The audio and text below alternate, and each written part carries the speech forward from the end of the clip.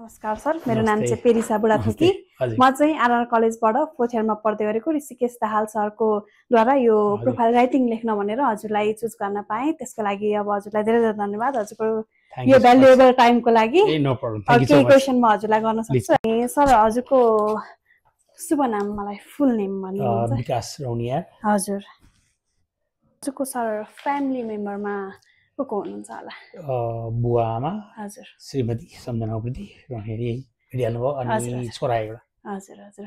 हजुरको फादरको नेम चाहिँ के होला? रौनिया, कृष्ण मुरार। र mother name? Munni Devi. Sir हजुरले शिक्षा चाहिँ कहिलेबाट कहिले स्टार्ट गरेर कहिले सक्नुभयो? ए ओके, मैले एसएलसी ब्याच 2040 हजुर सेन्ट जेभियर स्कुलबाट हजुर हजुर जलखेल। त्यसपछि मेरो कलेज पढाइ चाहिँ ल क्याम्पसमा, कानुनको स्नातक, नेपाल ल क्याम्पस। नेपाल ल क्याम्पस, हजुर। तपाईँहरूकै छिमेकी आरआर छेउ। अनि हजुरको जन्म चाहिँ कहाँ र कहिले भएको थियो? 2028 साल काठमाडौँ। काठमाडौँमै है? हजुर। अनि अब हजुरलाई हजुरभन्दा अरू होइन, हजुर त अब प्रोफेसनल जर्नलिस्ट भइहाल्नु नै भयो, हजुरभन्दा हजुरको फ्यामिली मेम्बरमा अरू कोही जर्नलिस्ट हुनुहुन्छ? हाम्रो परिवारमा चाहिँ पत्रकारिता फिल्डमा कोही हुनुहुँदैन, मै पहिलो भन्नु पर्ला। हजुर र धेरै टाढाको नाता पर्ने एकजना रघुनाथ प्रसाद रौनिया हुनुहुन्थ्यो, जसले चाहिँ इन्डियन पेपरको लागि नेपालबाट समाचार पठाउनुहुन्थ्यो राणा पिरियडमै। राणा पिरियडमा त्यो भनेपछि त धेरै पुरानो धेरै पुरानो हो, उहाँ त्यो कनेक्सन छ, तर टाढाको नाता हो। टाढाको नाता हुनुभयो। अनि हजुरलाई यो इमोसनल्ली केही कुराले होइन, कुनै अब यस्तो कुराले चाहिँ म अब जर्नलिस्ट हुन्छु भनेर गर्नुभयो कि हजुर आफ्नै रुचिले गर्नुभयो? मलाई फोटोग्राफीमा चाहिँ रुचि थियो, हजुर तर फोटो पत्रकार चाहिँ म एक्सिडेन्टली बनेको। एक्सिडेन्टली भन्नुभयो? एक्सिडेन्टली बनेको, किनभने फोटोग्राफीमा रुचि चाहिँ मलाई स्कुल डेजदेखि नै थियो। स्कुलकै हजुर। टाइममा म तस्बिरहरू खिच्थेँ। हजुर सोखले जात्राहरू, नेपालको जात्रा, काठमाडौँको जात्राहरू, बाहिर स्ट्रिट फोटोग्राफीहरू चाहिँ खुब गरिरहेको थिएँ। म क्लास 9कै टाइमदेखि मैले एउटा सेकेन्ड ह्यान्ड क्यामेरा पाएको थिएँ। काका जर्मनीमा पढ्दाखेरि उहाँले बिनोल्ड क्यामेरा ल्याएर दिनुभएको थियो। मेरो हातमा क्लास 9मै परिसकेको थिएँ क्यामेरा। त्यो क्यामेरालाई मैले उपयोग गरेर तस्बिरहरू खिच्थेँ। म फोटो पत्रकार बन्नमा चाहिँ के भूमिका छ भने, यो म ल क्याम्पसमा पढ्थेँ, बिहानको क्लास थियो, साइकलमा म जाँदाखेरि एक दिन मैले क्यामेरा संयोगवश क्यामेरा बोकेको थिएँ। त्यो दिन चाहिँ यो तपाईँहरूलाई याद होला, 45 सालको कुरा हो यो। त्यो बेला राजीव गान्धीको सरकारले नेपालमाथि नाकाबन्दी गराएको थियो पहिला। त त्यो गर्नुभन्दा अगाडि चाहिँ नेपालले चाइनाबाट हतियार ल्यायो भन्ने आरोप लगाएर त्यो इस्युलाई चर्काएर यिनीहरू नेपाल बिच सम्बन्ध अलिकति खलल पुगेको थियो। त्यो हुनुभन्दा अगाडि नै केही महिना अगाडि चाहिँ त्यो मैले रत्न पार्कमा चाहिँ ठुल्ठुलो तोपहरू, सायद एन्टी एयरक्राफ्ट गन हो कि थाहा भएन, तर सेनाले लगिरहेको हतियारहरूको तस्बिर मैले खिचेको थिएँ। अनि मैले क्याम्पस जाने बेलामा बाटोमा समयगत त्यो दृश्य देखेर मैले रिल सकाउनको लागि मात्रै त्यो तस्बिर खिचेको थिएँ। पछि त्यो तस्बिर धेरै ठाउँमा उपयोग भयो, हामीले निकालेको स्पार्क पत्रिकामा युज भयो। पछि लस एन्जलस टाइम्समा अमेरिका एसोसिएटेड प्रेसले त्यो तस्बिर मागेर त्यो पनि प्रयोग भएपछि अमेरिकातिरको न्युज पेपरहरूमा पनि प्रयोग भयो। त्यसपछि म फोटो पत्रकार बन्न चाहिँ मलाई प्रेरित गर्यो त्यो घटनाले। त्यो तस्बिर पब्लिस भयो, त्यसको मैले राम्रो पारिश्रमिक पनि पाएँ है। त्यसले गर्दा चाहिँ मलाई फोटो पत्रकारिता बन्न प्रेरित गर्यो। त्यसपछि म ल क्याम्पसमा पढ्ने क्रममै मैले फ्रिलान्स फोटोग्राफी सुरु गरिसकेको थिएँ। त्यो बेला प्रकाशन हुने इन्डिपेन्डेन्ट विकली, स्पार्क भन्ने मन्थली म्यागजिन र हिमाल म्यागजिन भन्ने निक्लिन्थ्यो। हिमाल म्यागजिनको त्यो तिनवटामा मैले एज अ स्वतन्त्र फोटो पत्रकारको रूपमा मैले काम गर्न थालिसकेको थिएँ। त्यसपछि एकदमै प्रोफेसनली सुरुवात त कान्तिपुरको सुरुवात, पछि कान्तिपुर निक्लिने भएपछि मलाई 2049 फागुन 7मा पहिलो अङ्कमा पहिलो तस्बिर नै मैले दिने मौका पाएँ। र मैले त्यो प्रकाशन हुनुभन्दा एक दिन अगाडि फागुन 6 गते मैले अपोइन्टमेन्ट लेटर पाएको थिएँ फोटो पत्रकारको रूपमा। त्यसरी मेरो फोटो पत्रकारितामा करियर सुरु भयो। फागुन 6मा अपोइन्टमेन्ट लिनुभयो होइन? हजुर, फागुन 6 2049 साल। 2049 सालमा।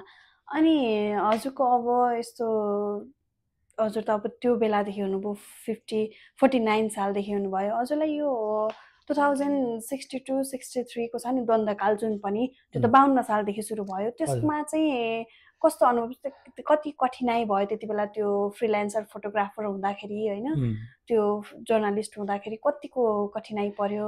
जब यो माओवादी विद्रोह सुरु भयो, द्वन्द्व सुरु भयो, त्यो 52 सालदेखि 10 वर्ष जति चल्यो नि। 10 वर्षको कालमा डेफिनेटली फोटो पत्रकारहरूलाई एक्सेसको समस्या भयो। हजुर त्यो घटनाहरू घट्थ्यो, त्यो घटना स्थलसम्म पुग्न चाहिँ हामीलाई धेरै कठिनाइ हुन्थ्यो। एकदमै सो तर पनि त्यस्तो क्रममा चाहिँ म चाहिँ हाम्रो काठमाडौँमा बसेको फोटो पत्रकारलाई त झन् कठिनाइ हुन्थ्यो। कहिलेकाहीँ ठुलो घटना घट्यो भने त कान्तिपुरले हेलिकप्टर हायर गरेर त्यो घटनास्थलमा गएको पनि थियो, तर त्यो कहिलेकाहीँ मात्र हुन्थ्यो, त्यो एकदमै ठुलो।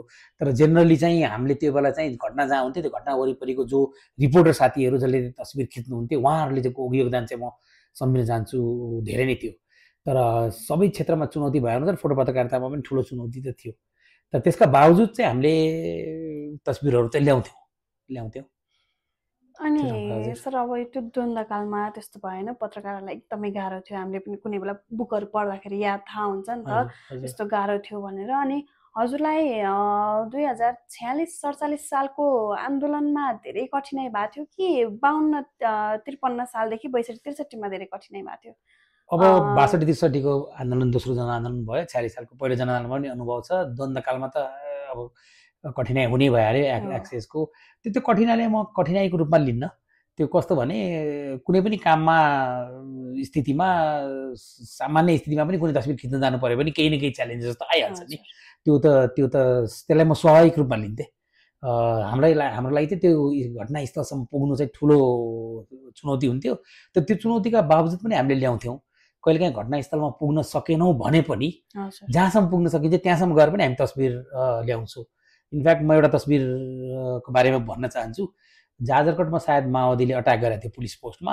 अब जाजरकोट नै पुग्न त पाइएन, तर प्रहरीले रेस्क्यु गरेर घाइते र प्रहरी कर्मी र दिवंगत भएका पुलिसहरूको डेड बडी ल्याउँदाखेरि हामी एयरपोर्ट गएर खिच्थ्यौँ। सो त्यो एयरपोर्टमा जाँदाखेरि पनि अब हामी धेरैजना त्यहाँ जाजरकोटै नपुग्न सके पनि एयरपोर्टमा गएर हेलिकप्टरभित्रको दृश्यहरू पनि ल्याउँथ्यौँ हामी। त्यसरी हामीले आफै विचार गरेर कहाँबाट ल्याउन सक्थ्यौँ हामी त्यो तस्बिरहरू चाहिँ ल्याउने जमर्को चाहिँ गर्थ्यौँ। कतिपय बेलामा सफल हुन्थ्यो, कतिपय बेलामा असफल हुन्थ्यौँ, तर त्यो पार्ट अफ द जब हो है। त्यसमा त कुनै स्वाभाविक रूपले लिन्थ्यौँ हामी त्यो कठिनाइलाई। अनि हजुरलाई अब चाहिँ भने पहिलो द्वन्द्व होइन जनयुद्ध भएको थियो नेपालमा, र दोस्रोमा हुँदाखेरि टेक्नोलोजीको हिसाबले होइन, जस्तो अब विभिन्न प्रकारको क्यामेराहरू हुन्छ हजुरहरूको त मेनमा, त्यो 46-47 सालमा त्यो टेक्नोलोजी कस्तो थियो र 62-63 सालमा आइसक्दा टेक्नोलोजी कतिको परिवर्तन भयो? मुख्य कुरा त हामी एनालग फोटोग्राफी गर्थ्यौँ भन्नाले क्यामेरा रिल लोड गरेर पुरा के अरे खिच्थ्यौँ हामीले। त त्यसमा के कठिनाइ हुन्थ्यो भने रिल खिचेपछि रिललाई धुलाउनु पर्थ्यो। त्यो धुलाएर प्रिन्ट गर्दाखेरि कम्तीमा 1.5-2 घन्टाको एउटा प्रक्रिया लाग्थ्यो त्यो समय। त्यो पनि हामी आफैले गर्थ्यौँ। पछि चाहिँ डिजिटल क्यामेराहरू आइसकेपछि चाहिँ हामीलाई अलिक सहज भयो। त्यसपछि हामीले त्यो धुलाउनु पर्ने, डार्क रुममा जानुपर्ने प्रोसेस पुरै कट्यो। सिधै कम्प्युटरमा हामीले ट्रान्सफर गरेर अनि डिरेक्टली हामीलाई इमेल गरेर पठाए पनि भयो। त्यसले गर्दाखेरि धेरै सहज चाहिँ भयो, धेरै डेमोक्रेटाइजेसन पनि भयो भन्छु म फोटो पत्रकारितामा। र धेरै सहज चाहिँ डिजिटल प्रविधि आइसकेपछि भयो। हजुरलाई यो 62-63 सालमा जनआन्दोलन जुन भइराख्यो नि, त्यो बेला कुनै यस्तो इमोसनली टच हुनु भएको छ नि, कुनै कुराले त्यस्तो कुनै छ त त्यस्तो अविस्मरणीय पल हुन्छ नि त्यो युद्ध भइरहँदा आफू एज अ फोटोग्राफर होइन, फोटो जर्नालिस्ट भइराख्दाखेरि? त्यस्ता धेरै घटनाहरू छन्, एउटै पिन पोइन्ट गर्न त अलिकति गाह्रो छ। द्वन्द्वका अब 62-63को आन्दोलनमा त हामी बाडिया थियौँ। कोही जो जता बस्छ उतै आफ्नो घर वरिपरि खिच्ने, किनभने त्यो बेला सहज रूपले यताउता गर्न मुस्किल थियो। तर डिजिटल भएको एउटा फाइदा के थियो भने जो जहाँ छ त्यहाँ तस्बिर खिचेर इमेल गरेर अफिस पठाइदिन्थ्यो। सो त्यो चाहिँ सहजता थियो। तर मलाई सम्झिनु पर्दाखेरि एनालग टाइममै 51 सालको बाढी भयो। 51 सालमा ठुलो बाढी आएको थियो बागमतीमा, सर्लाही गएको थिएँ। त्यो बेला बरथवा हामी पुगेका थियौँ, नारायण वाग्ले, म, रघु मैनाली, कसमस विश्वकर्मा, हामी 4 जना गएको थियौँ। यहाँबाट त्यो बेला पुलहरू पनि भत्किएको थियो। त्यही पनि हामी यहाँबाट के अरे गाडीमा फेर्दै हेटौँडा हुँदै फेरि सिमरा गएर त्यहाँबाट फेरि बाई ल्यान्ड पुल, बागमतीको पुल भत्किएको थियो, त्यहाँबाट फेरि बस छोडेर त्यसरी गर्दै हामी मलङ्गवा पुगेर बसेर बरथा पुगेको थियो। अनि मलाई सम्झिन लागेको घटना चाहिँ के छ भने नारायण वाग्ले र म नदी तरेर हामी बरथा पुग्दाखेरि त्यहाँ हामीले सायद हामी पुग्नु र बाढीले उनीहरू अलग थलग भएको थिए, राहत सामग्री पुगेको थिएन। अनि हेलिकप्टरबाट राहत सेनाले ल्याउने पनि करिब त्यही टाइममा हामी पुगेको थियौँ। सो त्यो बेला चाहिँ केही राहत सामग्रीहरू पाउँदाखेरि त्यो पीडितहरूले जब जुन मुहारमा जुन मैले त्यो देखेँ, त्यो चाहिँ मलाई एकदम अविस्मरणीय लाग्छ। कति दिनसम्म उनीहरू खाना पनि पाएका थिएनन्। त्यो खाना पाएको खानाहरू उनीहरूले पाउँदाखेरि, राहत सामग्री पाउँदाखेरि जुन मुहारमा त्यो उत्साह देखियो, त्यति बेला त्यो सकारात्मक चेन्ज चेन्ज आयो। त्यो देख्न पाउँदा म विटनेस साक्षीको रूपमा मैले त्यो देख्न पाउँदाखेरि त्यो चाहिँ मलाई एकदमै अविस्मरणीय लाग्छ सर्लाहीको भरतवामा मैले सम्झिनु पर्दा। अनि सर अब यो अब 46 साल 52-63 होइन त्यो साल छोडेर यसपालि जुन हाम्रो हालै भएको जेन्जी आन्दोलन भयो नि, यसमा हजुर अब हुनुहुन्छ होइन, फोटो जर्नलिस्ट हुनुहुन्छ, त्यति बेला त्यो बेलाको भन्दा यो बेलाकोमा के चेन्ज आयो यस्तो आन्दोलन हुँदाखेरि? अलिकति अब डिफ्रेन्स के थियो?